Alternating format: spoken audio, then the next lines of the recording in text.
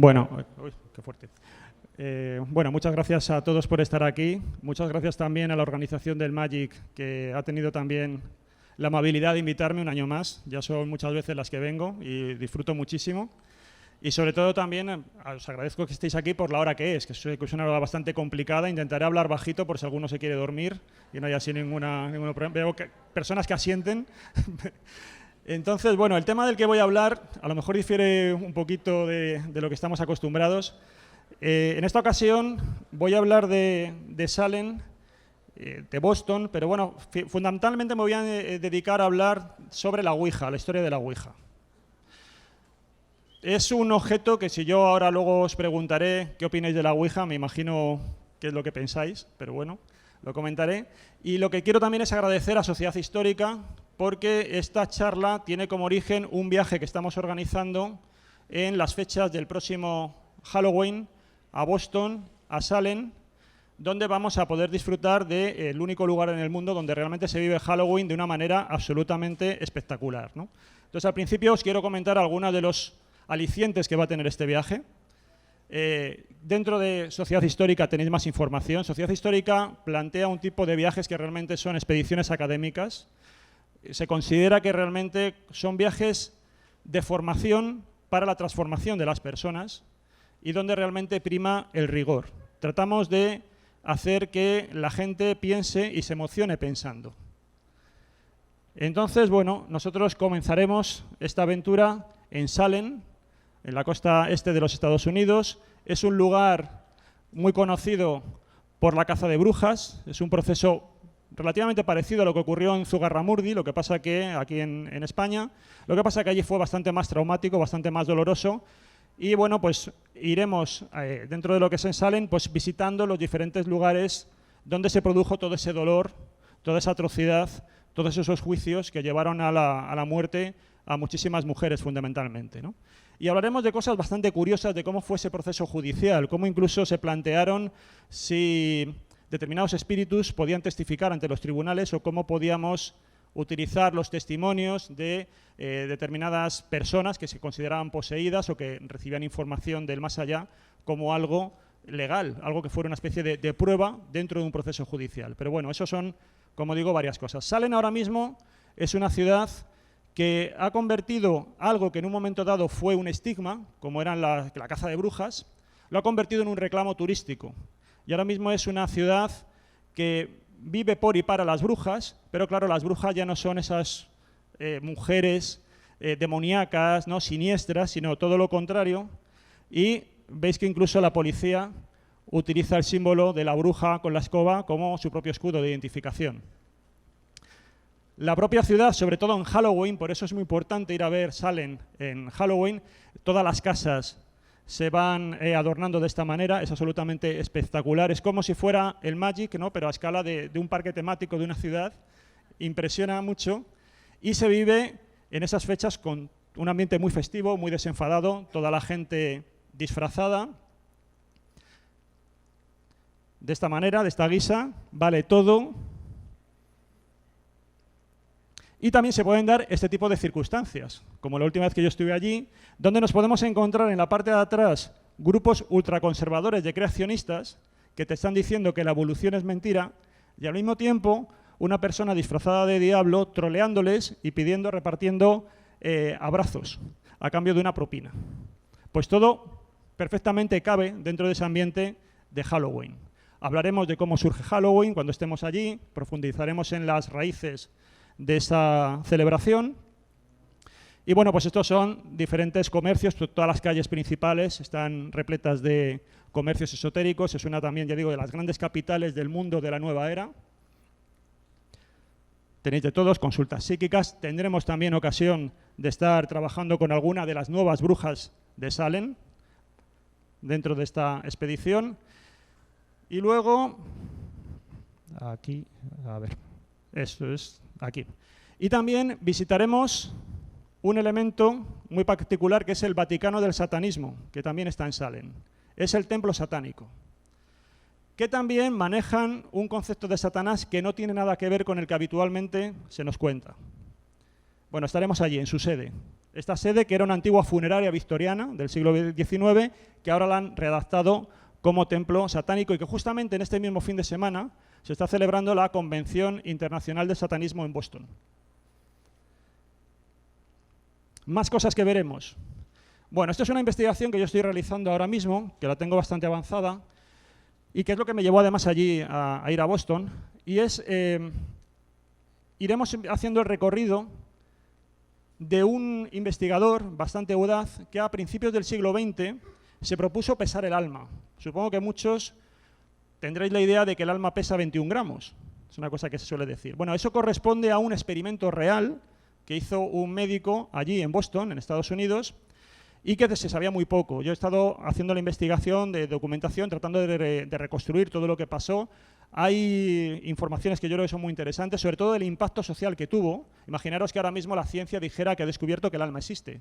¿Cuál sería la reacción de los diferentes poderes religiosos, políticos, científicos, etcétera? Bueno, nosotros recorreremos, seguiremos un poco la pista de este doctor, del doctor McDougall. Estaremos yendo por los diferentes lugares donde él estuvo documentándose y preparando ese experimento.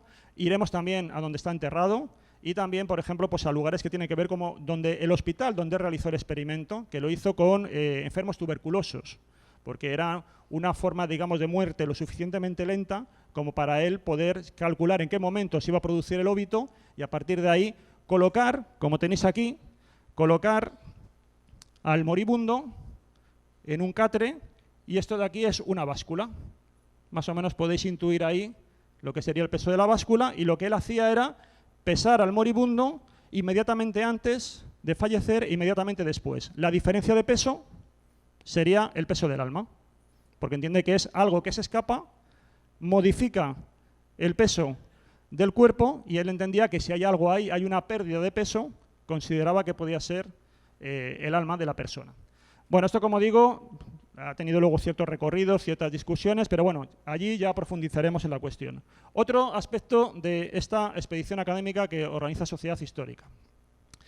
Naturalmente, visitaremos dentro de Boston el famoso truco o trato, que también se realiza justamente en esas fechas, donde veremos unos determinados barrios donde las personas, pues muy amablemente, también de una manera muy festiva, se preparan en las puertas de las casas a recibir a los niños para darle las famosas golosinas a cambio del truco o trato. Fijaros hasta qué punto es el ambiente festivo, desenfadado, ¿no?, de esas fechas.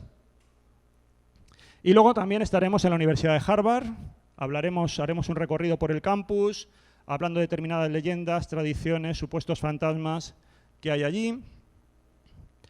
Visitaremos otra de las características que a mí me encantan de Boston, y es que también tiene cantidad de grupos religiosos de diferentes espiritualidades, y esta es una muy particular, es la Iglesia del Cristo Científico, fundada por Mary Baker Eddy. Algunos a lo mejor lo conoceréis, lo que es esta iglesia. Es una fundadora también de finales del siglo XIX que tuvo una serie de experiencias particulares a partir de un accidente y fundó una iglesia que hoy, en principio, se van reuniendo periódicamente y van contando diferentes milagros que los miembros de la comunidad van manifestando cotidianamente.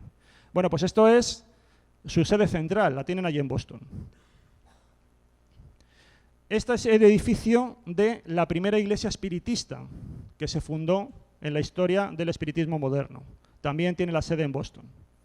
Y lo veremos y comentaremos esos orígenes del espiritismo. Y luego también, claro, dentro de este recorrido, para los más veteranos, por aquí ya ahí se nota también la diferencia de generación, también no olvidaremos determinados aspectos gastronómicos. Oye, que toda expedición académica pues también tiene un coste energético. Y nos recuperaremos, por ejemplo, pues yendo a Cheers, que es una también de las series míticas de los años 80, estamos hablando aproximadamente, ¿no? Y bueno, que tuvo muchas temporadas, tuvo mucho éxito. Pues también allí está el famoso bar de Cheers. Más sitios, porque también estaremos por la periferia de Boston. Este lugar, que parece un castillo medieval, pero claro, estamos en Estados Unidos. Bueno, esta es una obra realizada por un magnate, una persona que es John Hayes Hammond. Él crea este tipo de monumento, podríamos decir, imitando un poco la arquitectura medieval occidental en muchos aspectos. Y él triunfó, ganó muchísimo dinero realizando una serie de patentes, pero también se dedicó, como una de sus pasiones, a la investigación psíquica. Entonces montó un laboratorio de parapsicología en torno a los años 20 dentro de este castillo y también lo visitaremos y comentaremos todas estas cuestiones de parapsicología. Por lo tanto, vamos a intentar hacer un viaje dentro de lo que es el pensamiento mágico, el pensamiento parapsicológico, todas estas cuestiones. Y, por supuesto, como no puede ser de otra manera, si estamos en esta zona de Nueva Inglaterra, pues también hay todo un aura de criminalidad que también pues, han ido llenando el imaginario de los Estados Unidos. Bueno, pues uno de los sitios que veremos será también esta casa de Lizzie Borden, que además ha generado muchas películas, ¿no? Lizzie Borden es una mujer que supuestamente, aunque nunca quedó claro, mató con un hacha a su familia, hubo un proceso judicial y siempre ha quedado la duda de si fue realmente la causante o no de esos homicidios. Bueno, básicamente es esto, muchas más cosas. Yo digo, toda esta información la tenéis en Sociedad Histórica, también aquí en el stand de Porbel, me parece que está, ¿no? Ahí tenéis información sobre si queréis conocer más detalles de cómo es esta expedición. Y ahora nos vamos a centrar en este asunto. Otra de las cosas que vamos a ver allí, y que para mí yo creo que es un auténtico privilegio, es poder acceder a la colección privada más grande del mundo de ouijas.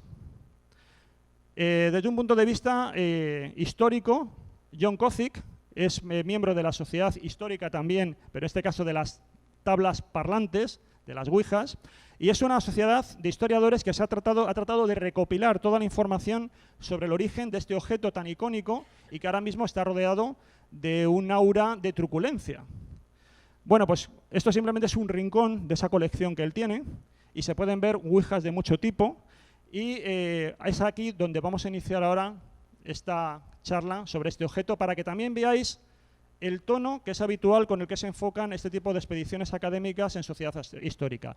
Es una manera muchas veces de, y yo creo que todos coincidimos, de que las cosas no son como parecen. Entonces, en este tipo de viajes se trata justamente de eso, de descolocar, de que vengáis transformados, accediendo a una manera de ver las cosas que veníais con ella y, sin embargo, regresáis de una manera distinta. Aquí vamos a tratar de experimentarlo a través de la historia de la ouija y yo espero contaros una serie de cosas de la ouija que nunca habéis oído. Si yo os pregunto aquí, ¿cuántos habéis oído hablar que la ouija es un mal juego así llamado y que abre portales oscuros, atrae fuerzas maléficas y es el umbral por el que entra Satanás en el cuerpo de las personas? ¿Cuántos habéis escuchado este tipo de cosas? ¿Podéis levantar la mano, por favor? Unos cuantos, unos cuantos. ¿Cuántos de aquí os lo creéis? Ser sinceros, ser sinceros. ¿Os lo creéis? Esto mismo que habéis oído, ¿os lo creéis? Que realmente es un objeto maligno, que atrae todo este tipo de fuerzas oscuras y tal. ¿Cuántos de aquí habéis practicado ouija? Bueno, ¿y no os pasó nada chungo? Nada, nada. Bien, bien, vamos bien. Bueno, pues vamos a contar la historia de la ouija, que creo que va a ser un poco distinta de lo que creéis. Bueno, ¿dónde empieza la historia de la ouija? La ouija es un objeto relativamente moderno, sin embargo tiene un impacto cultural enorme y tenemos que situar los orígenes en un contexto muy preciso, en el contexto en el que aparece lo que se denomina el espiritismo moderno a mediados del siglo XIX. Hacia el año 1848 hay un grupo de hermanas, muchos lo conocéis, las hermanas Fox, que inician una serie de comunicación con una especie de espíritus y a partir de ahí surge un fenómeno que es todo el de la mediunidad moderna y originalmente el de las mesas parlantes. Por cierto, luego a las 8 daré una conferencia también con mi amigo Jesús Ortega en Antonio Rivera, de donde vamos a hablar de la evolución de las mesas parlantes ayer y hoy. Bueno, pues simplemente a este respecto decir que surge esa comunicación con las mesas parlantes, hay una necesidad de comunicarse con lo que se creía que era el más allá y una de las vías es este instrumento. A partir del movimiento de las mesas, de los famosos raps o golpes, se crea un código de comunicación, a veces muy sencillo, casi telegráfico, con el cual crear ese tipo de mensajes. Claro, eso era muy lento porque, claro, componer frases, o bien solamente con el sí o con el no, que restringe mucho la información que puedes obtener, o bien, si quieres formar palabras más elaboradas, por cada golpe, a veces lo que te indicaba era la posición que tenía la letra en el alfabeto. Pero claro, eso era lentísimo para poder componer una frase, ¿no? Entonces se fueron ideando otra serie de métodos o de sistemas más ágiles de comunicación. Por ejemplo, tenéis esto que es bastante más sofisticado, lo que se llamaba el espiritoscopio, que bueno, colocaba la medium en esa parte, iba moviendo como si fuera pulsando sobre una serie de teclas y eso a la vez iba moviendo un dial con una flecha que iba marcando la posible letra a la que quería transmitir el espíritu. Era una especie como de telégrafo, podríamos decir. Y además se daba la particularidad de que la medium no podía ver la letra. Por lo tanto, era una manera de que se viera de una manera como objetiva que no estaba manipulando el mensaje. Bueno, hubo muchísimos inventos. No os podéis hacer una idea de la cantidad de ingeniería que se invirtió en métodos, en sistemas para poder comunicarse con el más allá.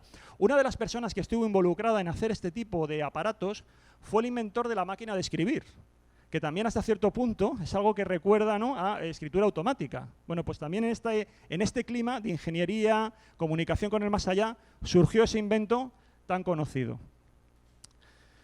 Otro sistema que se creó, la famosa planchette, que trata de agilizar, se coloca este tipo como de mesita, a veces pues tiene unas ruedas, utiliza un lápiz y ya simplemente apoyando las manos sobre los lados, como las alas de esta superficie, bien una sola persona o bien varias van impulsando la plancheta y va escribiendo. Es una especie como de escritura automática, pero que lo puedes hacer, como en este caso, a 4 manos. Bueno, esto ya agilizaba mucho más la comunicación, ¿no?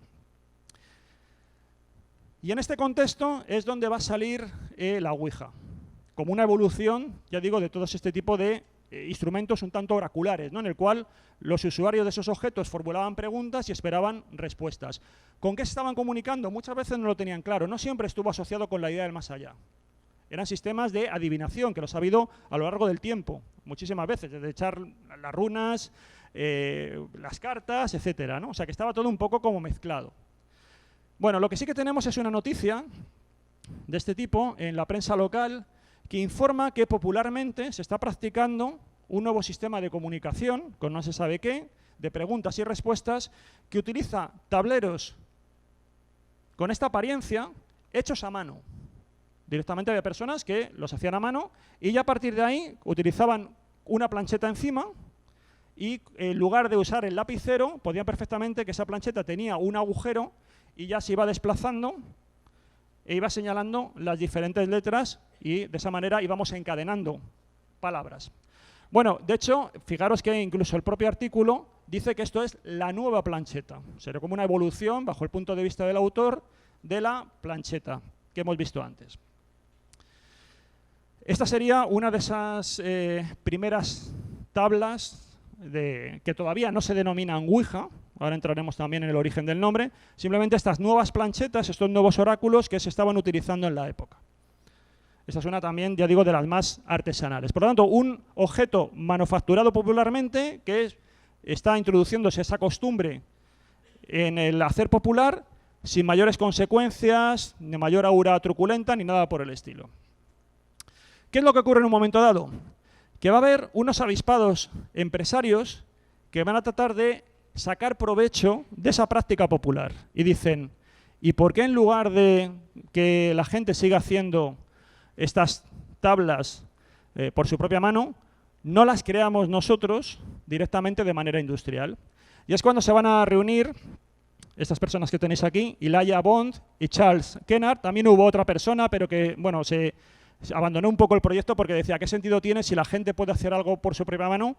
No creo que triunfe como negocio algo hecho industrialmente. Bueno, se equivocó. Esto es un poco también como el quinto Beatle y esas cosas, que se equivocó y perdió la oportunidad de su vida, porque realmente esto fue un éxito. Se reunieron, crearon el primer diseño de la Ouija y lo patentaron. Hicieron la patente, ya con las características que conocemos. Algunas cuestiones interesantes de esta patente. Estamos en el año 1891, sería un poco la fecha realmente, el acta de nacimiento de la Ouija. Y un aspecto interesante es que ya va a quedar clasificado en la parte superior, lo veis, como que es un juego o un juguete. Nace como juego o como juguete. Y esto además es interesante por alguna cuestión que luego comentaremos después. O sea, que aquellos que dicen que el mal llamado juego de la Ouija es que está patentado como juego. Bueno, Elijah Jefferson Bond fallece en 1921. Esta es su tumba, una tumba normal, pero por el otro lado tiene esto. han recreado, esto es un aspecto reciente que hizo además varios miembros de Sociedad Histórica de la Ouija, que realmente lo que hicieron fue reproducir el invento que le ha dado más fama. Además, exactamente igual, si lo veis, que es su primer diseño de la patente, con la figura de las personas con el goodbye en la parte inferior con el sombrero, ¿no? Este es el documento de la patente, y un aspecto interesante que hay en el documento de la patente es que se dice que cuando lo patentaron tuvieron que probarla ante el funcionario de patentes. Parece ser, claro, aquí nos metemos también un poco en el tema de la leyenda, que para explicarle cómo funcionaba, porque claro, tú tienes que no solamente llevar el diseño, tienes que hacer que funcione. Y parece ser que lanzó una determinada pregunta sobre un familiar y la Ouija la contestó, un familiar del funcionario de patentes. Y parece que la contestó. Entonces eso como que le llevó ya al convencimiento de que efectivamente eso funcionaba y dio ya su beneplácito para que se pudiera registrar como patente. Bueno, ¿cómo se usaba la tabla que tenemos aquí? Pues de esta manera. Veis que se podía poner sobre las rodillas, 2 personas podían utilizarla, y así estas son las primeras ilustraciones que conservamos del uso de la Ouija. Veis que ya en aquel momento, bueno, pues la mesita, digamos, que se utilizaba, la planchette, pues era un poquito aparatosa. Pero, ¿de dónde viene el nombre de Ouija? El nombre de Ouija es una marca registrada. Nosotros estamos llamando Ouija a algo que originalmente, como decíamos, era o nueva planchette o tabla parlante, que eran los usos populares, pero la denominación Ouija es una marca igual que ahora, pues por ejemplo, decimos a los pañuelos de papel, los llamamos Kleenex.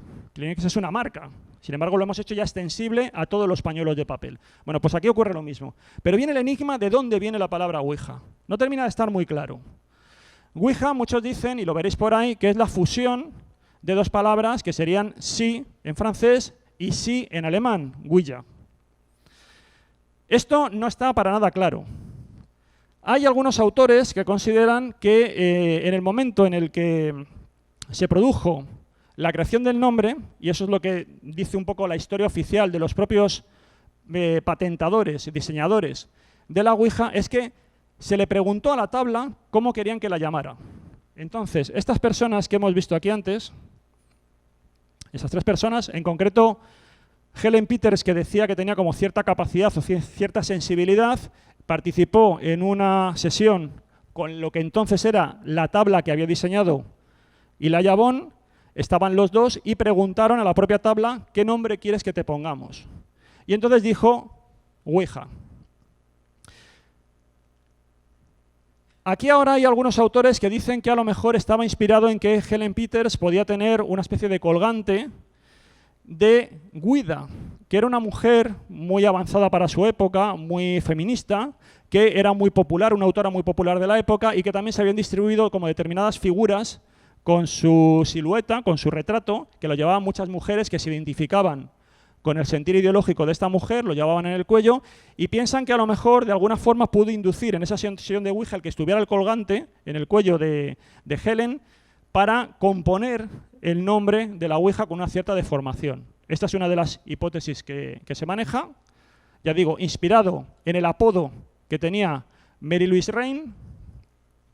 Y otra opción, que es esta la estoy, no la puedo demostrar, pero sí que me la he encontrado y me parece llamativa. En la época sí que me he encontrado que había una serie de objetos asociados también a amuletos de buena suerte que tenían este nombre que tenéis ahí. Oudja, o Oudja, no sé cómo se pronunciaría exactamente, ¿no?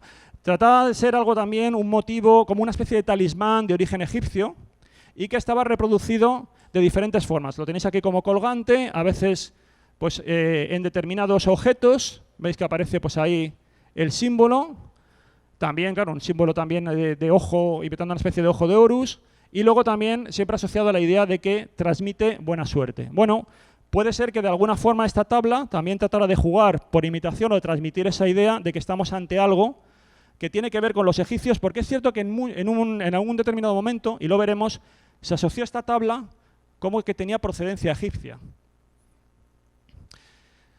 Hay un personaje que se incorpora a esta historia, que es William Fuld. Los fundadores de la empresa, en un momento dado, van a decidir vender parte de esos derechos Y al final el que se va a hacer con todo, esto es una historia un poco compleja, legal, pero bueno, el caso es que al final se va a hacer con el monopolio de la fabricación de la Ouija, William Fuld. Y este es el hombre que le va a hacer le va a dar el impulso definitivo para que se convierta en un auténtico objeto de mercado que triunfe realmente en la época. William Fuld es el que le va a dar ya la apariencia más clara. Aquí va a introducir, bueno, pues lo que veis, lo del tema de la patente, el formato definitivo. Aquí dice ya pues que está construido por William Fuld en Baltimore, que es donde se reunieron esos primeros empresarios. Veis cómo defiende el tema de la patente, y esto insisto mucho en ello. ¿Por qué? Porque cuando él ya lanza este producto con esta patente y va viendo que tiene un gran éxito en el mercado, empiezan a surgir imitaciones y competidores. Entonces, en una primera fase de esa época va a haber una gran lucha legal para tratar de que no le pongan el nombre de Ouija los demás autores de tablas, a lo que no era nada más que imitaciones también. También es cierto que ellos, los autores de la Ouija, habían imitado algo que se había hecho popularmente. Pero bueno, hay una lucha legal y él sí que va a ser muy celoso de que nadie haga imitaciones con respecto a su tabla. Pero va a haber de muchos nombres y de muchos tipos. Esta es otra que se llama Bolo, pero que veis que tiene es la misma idea y que también se comerciaba en la época. Hay un montón. Él va a hacer, incluso cuando haga la publicidad, va a decir que la gente se dé cuenta, para ver si es la auténtica Ouija, que aparezca su nombre grabado, impreso, dentro de la tabla, que eso indicará que es la genuina. Y luego lo que os decía, fijaros ahí arriba, la tabla de la suerte egipcia. Por eso digo que eso a mí me lleva a pensar que a lo mejor el nombre tiene que ver un poco con esos amuletos supuestamente egipcios que transmitían buena suerte, que estaban también difundidos en la cultura anglosajona. Pero de momento no hay explicación para saber exactamente por qué surgió el nombre de Ouija, cuál es la inspiración, salvo que lo dijo la propia Ouija. Nada más.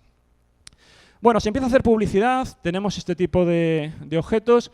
Es interesante, a mí esto siempre me hace bastante gracia, fijaros que también tienen que enseñar al consumidor cómo se pronuncia Ouija. Y aquí lo ponen, ¿veis? Pronunciado, dicen Ouija, entre comillas, y abajo hay pronunciado Ouija.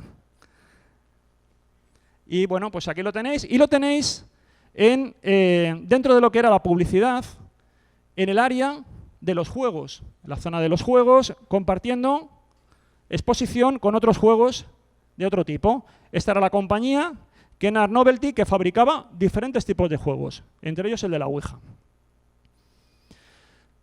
Más anuncios de la época, diferente precio, etcétera. Igual, pronunciado Ouija, insisten en ello. Manufacturada, ¿no? Fabricada por William Fuld.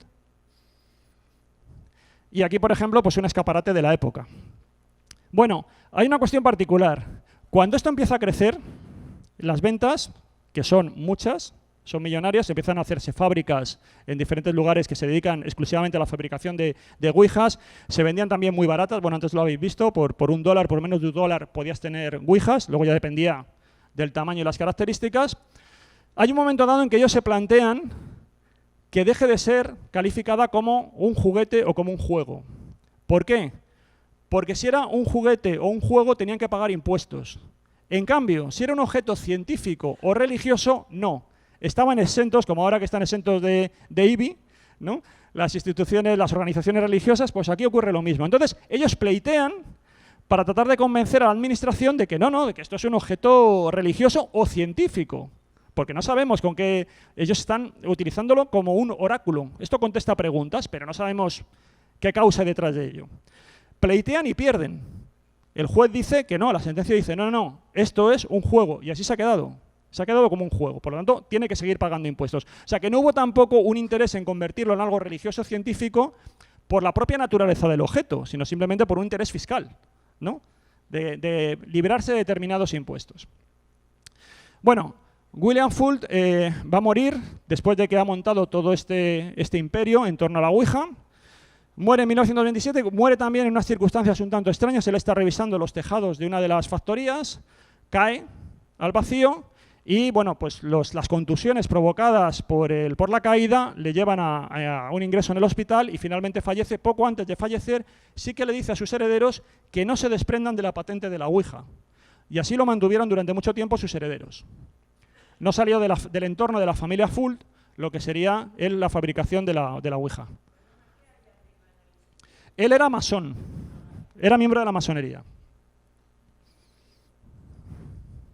Bueno, usos populares de la Ouija. Vamos a ver qué uso popular tenía en la Ouija, que además hay que agradecer a Fermín Trujillo que haya puesto en su contexto auténtico la Ouija, porque si algunos habéis visto la serie, la Ouija de Fermín Trujillo tiene la Ouija por un lado y el parchís por el otro.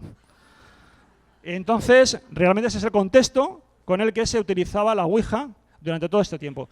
Yo, bueno, lo he puesto como en 3 usos, lo que sería el oráculo individual, el pasatiempo social y en pareja.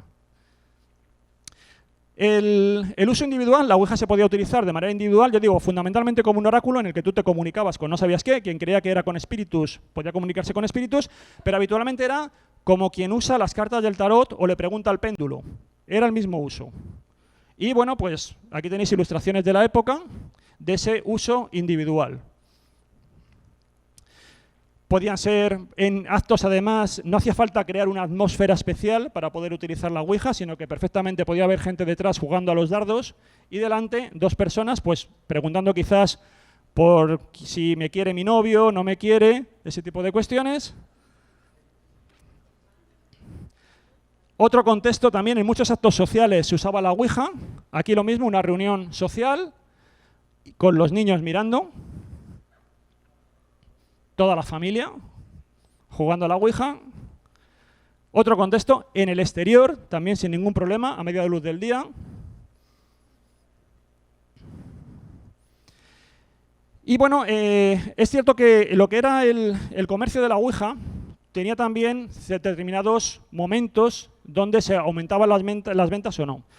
Sí que suele coincidir que durante los que son los periodos de guerras, se vendía más la Ouija, porque también, como decimos, se consideraba que era una manera de comunicarte con tus seres queridos fallecidos, ¿no? Pero en los momentos de paz, las ventas bajaban. ¿Qué es lo que hicieron en la publicidad? Lo que hicieron en la publicidad fue introducir en muchas ocasiones, en las propias instrucciones de la Ouija, que como mejor funcionaba era cuando se combinaban o participaban un hombre y una mujer. Entonces van a insistir bastante en ello, ¿no? Acordaos que estamos en torno a principios del siglo XX, y sabemos lo que era la rígida moral entonces. La oportunidad que te daba la Ouija de que tú pudieras estar tan cerca, un hombre y una mujer, pues favorecía mucho determinadas artes seductoras, el cortejo, el coqueteo, y hay una portada icónica, esta cortada del Saturday Evening Post. Este es un ilustrador magnífico que además ha servido mucho porque era capaz en sus portadas de recrear muy bien el costumbrismo de la época. Es una maravilla ver las portadas de esta revista porque, como digo, recrea muy bien cosas que pasaban en lo cotidiano en Estados Unidos. Y una de las portadas es esta, donde tenéis un poco, fijaros las piernas, tan cerca el contacto que hay entre el hombre y la mujer, cómo le mira el hombre a la mujer y hasta cierto punto, como digo, se estaba fomentando una predisposición a que el uso de la Ouija sirviera para intimar entre hombres y mujeres. Era una especie como el Tinder, mejor dicho, de la época, pero analógico.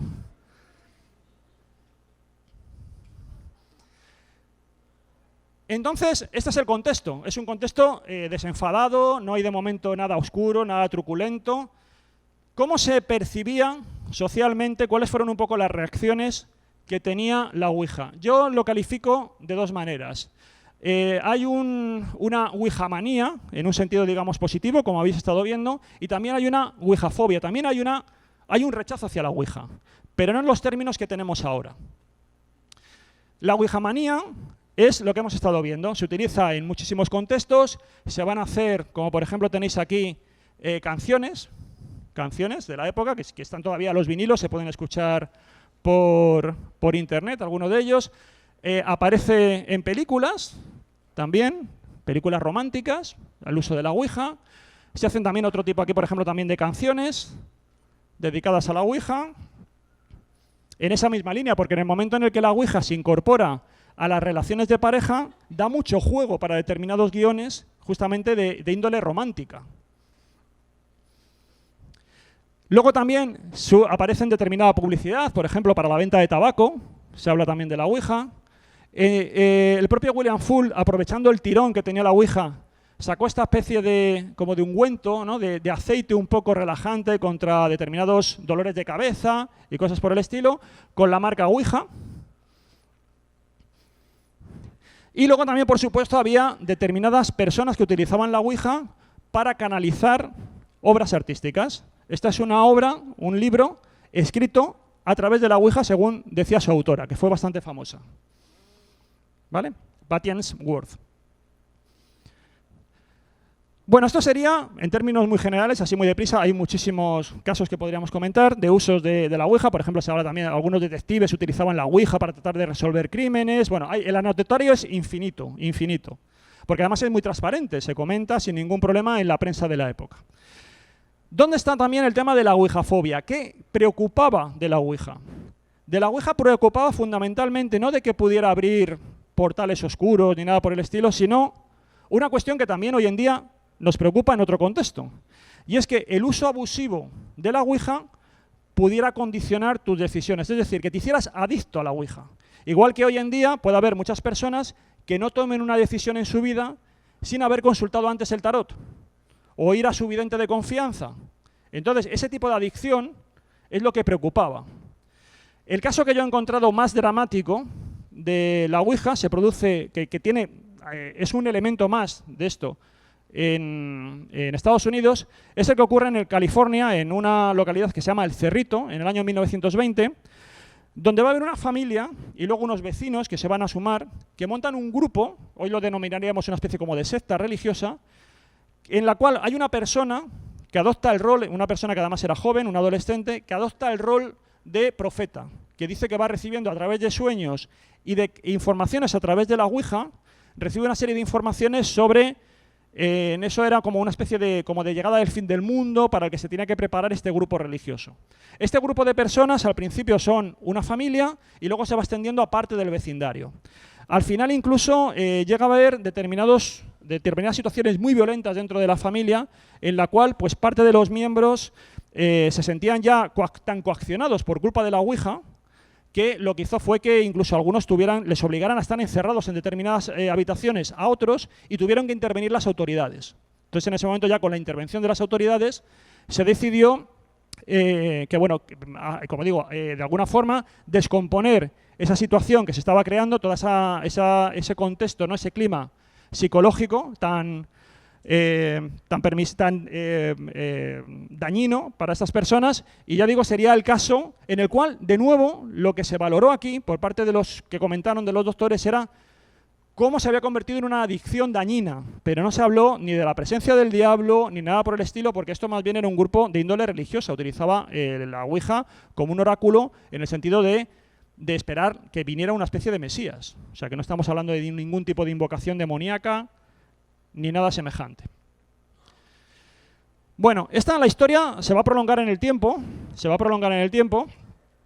en este contexto, debatiéndose en estos términos que os digo de ouijamanía y de ouijafobia, hasta que en los años 60, cuando ya no quedan herederos directos de William Full, los que tenían en ese momento la patente deciden venderla a la empresa Parker Bros. La empresa Parker Bros. Es la que creaba el Monopoly.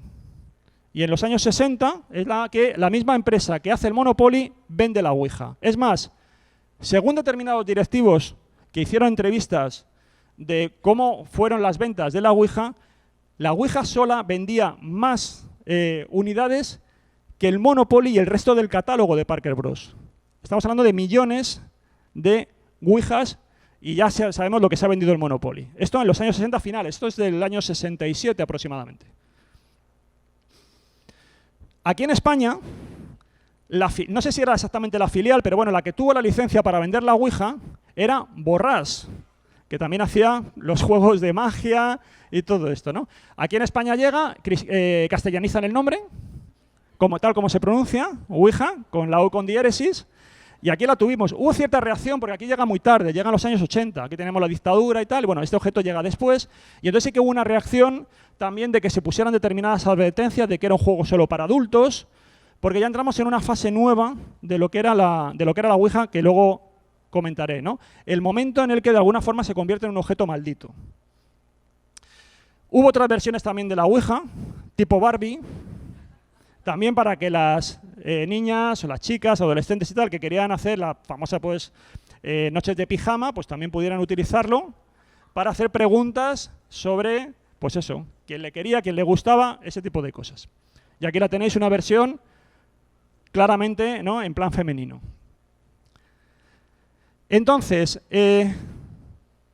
vamos a ver ahora una serie de escenas insistiendo en este uso absolutamente natural, no oscuro, de la Ouija durante la mayor parte de la historia de la Ouija. Si nos vamos a los años 90, nos encontramos a una madre y una hija utilizando la Ouija, sin ningún problema. Aquí también, en los años 20, se hacen tarjetas donde aparecen niños consultando la Ouija. En las Navidades, la época del año donde más se vendían Ouijas eran las Navidades porque era un objeto de regalo. Aquí lo tenéis en las Navidades del 44, con la Ouija, con el árbol de Navidad. La serie Daniel el Travieso, de los años 60. Daniel el Travieso está jugando a la Ouija en una de las escenas con su amigo y están preguntando si Daniel va a ser presidente del gobierno de los Estados Unidos y su amigo va a ser vicepresidente o no. Un capítulo normal que se emitió por televisión, sin ningún problema. Otra escena, también, doméstica, dos niñas con la Ouija. Una Navidad. La familia abre los regalos y se pone a jugar la Ouija. ¿Dónde cambia el sentido de la Ouija?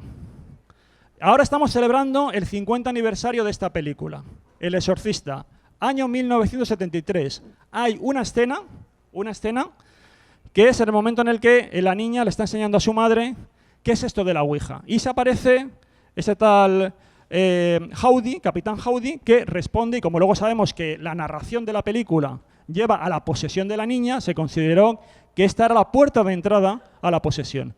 No solamente por la película en sí, que sabemos que tuvo un impacto brutal y que ahora mismo pues, seguimos con películas de exorcistas.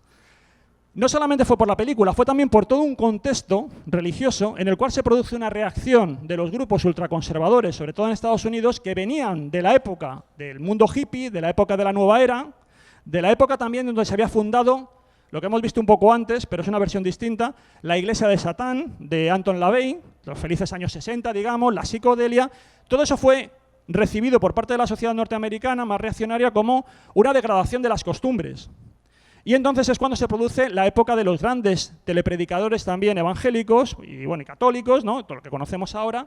Y es en ese momento cuando tratan de ver determinados objetos y los tratan de criminalizar porque consideran que son entrada de las fuerzas demoníacas. Para ellos, la idea de que el mundo está degenerando moralmente es por la acción del demonio sobre la tierra. Y necesitan, claro, elementos, anclajes que demuestren cómo se produce esa acción del diablo entre nosotros. Y encontraron en la Ouija un elemento maravilloso, ¿no? Entonces, esta es ahora la imagen que tenemos de la Ouija. Toda una serie de películas, series, porque naturalmente también Hollywood encontró un argumento maravilloso también para explotarlo mediáticamente. Entonces, esta es la historia de la Ouija. Nosotros, bueno, nos vamos a quedar aquí, porque esto sería mucho más largo. Podremos decir, y eso sería otra historia, de si la Ouija funciona o no, eso sería otro debate, y ya cuando hagamos el viaje allí, entraremos en experimentos científicos que se han hecho con respecto a la Ouija, una serie de cuestiones. ¿La Ouija tiene algún poder? A mí, por lo menos, me funciona en un contexto muy determinado. Y es que desde que yo la tengo en casa, hay determinados grupos religiosos que no tocan a mi puerta. Ese poder lo puedo confirmar. Pero más allá de eso, es un debate más largo. Finalmente, una reflexión, que esta es maravillosa, de John Kozik. Hemos estado insistiendo en que la misma empresa que hacía el Monopoly era la que hacía la Ouija. Él me decía, qué curioso que tengamos un objeto maldito, ¿no?, como la Ouija, y que se considera que es satánico el querer saber preguntas sobre qué te va a ocurrir, sobre el futuro, que quieras saber cómo están tus seres queridos en el más allá, eso se considera satánico, se considera maléfico, y dedicarte a arruinar a todos tus amigos no importe, no tenga ninguna condena, porque esto es lo que te enseña el Monopoly. El objetivo es arruinar desde pequeño a todos tus amigos. Es una reflexión que da mucho que pensar, ¿eh? A mí cuando me la dijo me sorprendió. Así que, bueno, lo que os comentaba, muchísimas gracias. Si queréis más información, acudid aquí.